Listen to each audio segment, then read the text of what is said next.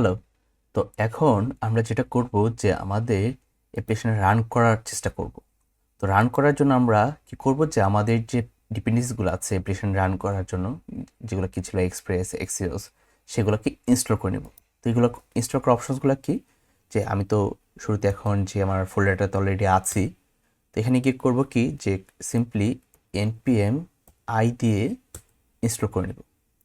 তো এইখানে এটা দেওয়ার সাথে সাথে হবে কি যে আমার সবগুলো ডিপেন্ডেন্সিস সে ইনস্টল করে নেবে। তো এরপর যদি আমি লিখি যে npm start, ঠিক আছে, তো এইখানে যে দেখা যাবে যে অ্যাপ্লিকেশনটা রানিং হয়ে গেছে 3000 পর। ওয়াও, যে কি ইজিলি রান করে ফেলেছে। তো আমরা যদি এখান থেকে এই আইপিটা কপি করে নিয়ে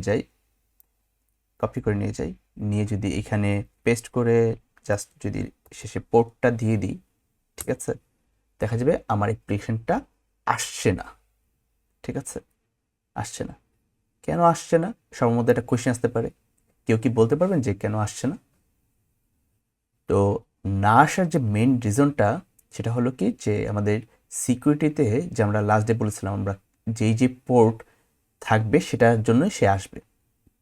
তো আমাদের জন্য যে 2222 পোর্ট ওপেন ছিল এসএস পোর্টটা, সেটার জন্য আমরা এখানে লগ ইন করতে পেরেছি। তো এখন 3000 পোর্টটা তো নেই, সেই জন্য আমরা এখানে এই এই সার্ভারে এখানে অ্যাক্সেস করতে পারছি না।